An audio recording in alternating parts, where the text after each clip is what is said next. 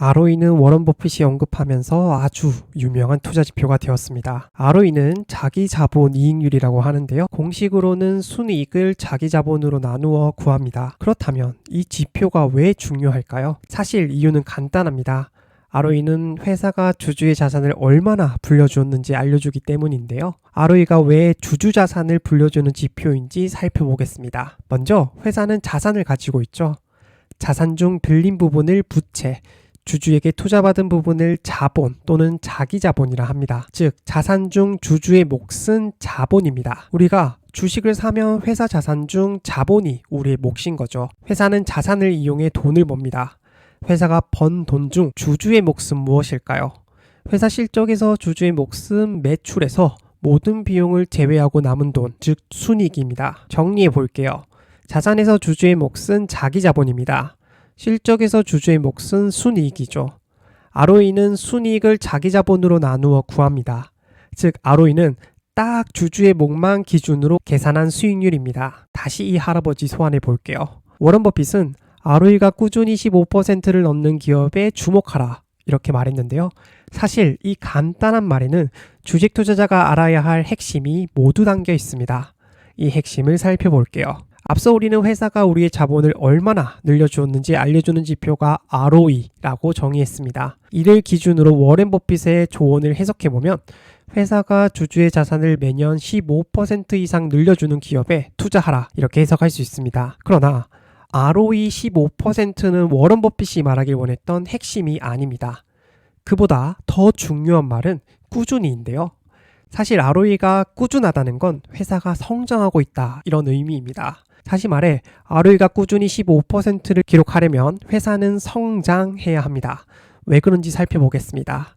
앞서 ROE는 순이익을 자기 자본으로 나누어 구한다고 배웠는데요. 만약 어떤 회사가 첫 해 ROE 15%를 기록했다고 가정해 보겠습니다. 또 이 회사는 ROE 15%를 꾸준히 유지한다고 가정하겠습니다. 2024년 회사는 자기 자본 100억을 보유했고요. 순이익으로 15억 원을 벌었습니다. ROE는 순이익 나누기 자기 자본이니 ROE 15%가 계산됩니다. 이제 2025년 자기 자본은 기존 100억 원에서 2024년 번 순이익 15억을 더해 115억 원이 되었습니다. 이 회사는 ROE 15%를 꾸준히 유지했다고 가정했잖아요. ROE 15%를 유지하기 위해 회사는 2025년 순이익으로 17억을 벌어야 합니다. 이는 순이익이 작년 대비 15% 성장했다는 말이기도 하죠. 한 번만 더 볼게요. 2026년 회사 자기 자본은 115억 원에 17억을 더한 132억입니다. 만약 회사가 ROE 15%를 유지했다면 순이익은 19억 원이어야 합니다. 이 또한 순이익이 15% 증가했다는 것을 의미하죠. 정리하면 ROE 15%가 꾸준하다는 건 회사가 매년 15%씩 성장했다는 것을 의미합니다. 다시 말해 ROE를 꾸준히 유지하려면 회사는 그만큼 꾸준히 성장해야 합니다. 이렇게 회사가 ROE 15%를 꾸준히 기록하면 주주자산은 5년 후 2배가 됩니다. 이는 복리효과 때문인데요. 천재라 불린 아인슈타인은 복리대 이런 말을 남겼습니다. 복리야말로 인간의 가장 위대한 발명이다. 또 워런 버핏은 복리란 언덕에서 작은 눈덩이를 굴리는 것과 같다.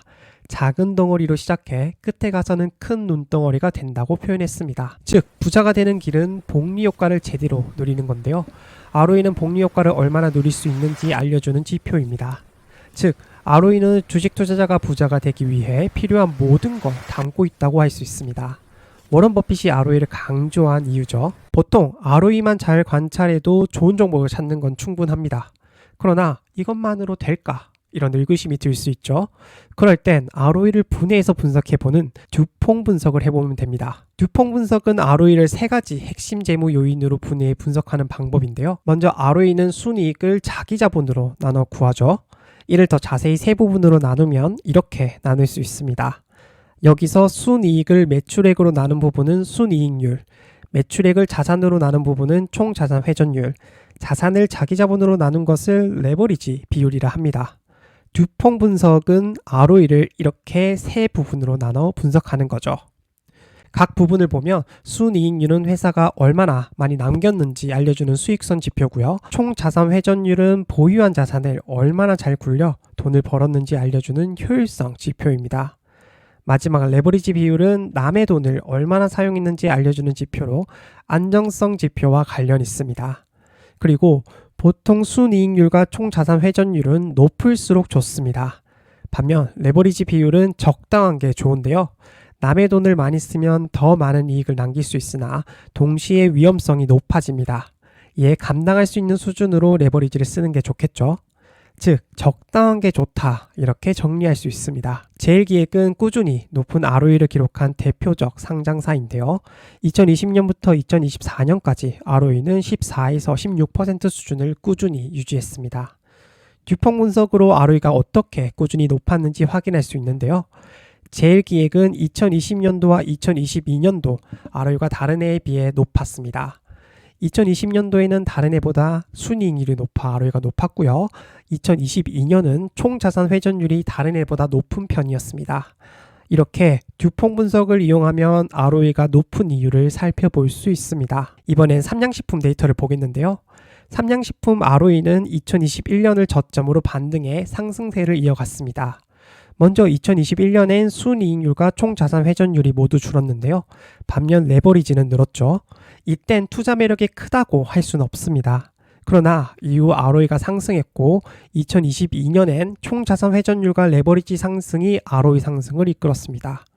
총자산 회전율이 증가한 점은 좋으나 레버리지가 상승한 것은 좀 아쉽다 이렇게 해석할 수 있는데요. 단 레버리지가 2배라는 건 자산 중 부채와 자본이 반반이라는 것을 말합니다. 즉 부채 비율 100%라는 뜻인데요.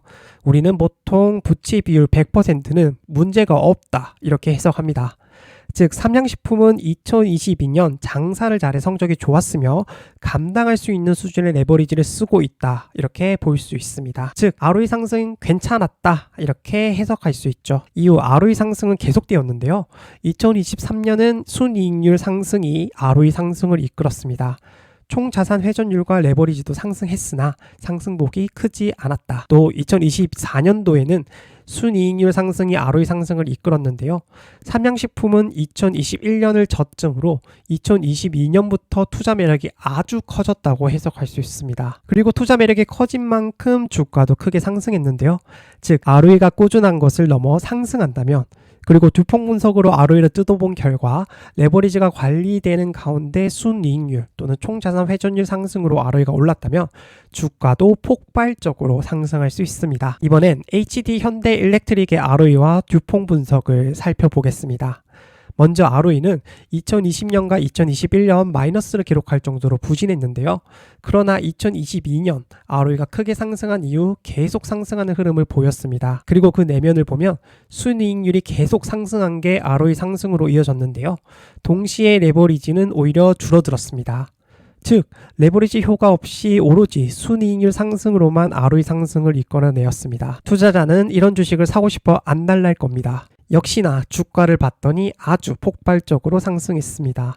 ROE가 꾸준한 것을 넘어 상승한다면 또 순이익률 또는 총자산 회전율 상승으로 ROE가 올랐다면 주가가 크게 상승하는 것을 알 수 있습니다. 모두들 바쁜 일상을 살아가죠.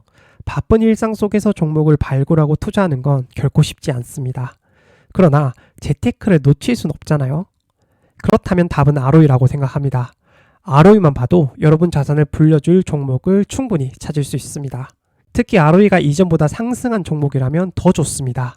이때 듀퐁 분석으로 ROE 상승 원인을 확인한다면 더 확실하게 투자할 수 있습니다. 워런 버핏은 복잡한 주식 투자를 쉽고 간단하게 만드는 비법을 알려줍니다. 괜히 투자의 현인이라 불리는 게 아니겠죠? 현인의 말에 귀 기울여 현명한 투자하시길 바랍니다. 이번 영상은 여기까지고요. 다음 영상에서 뵙겠습니다.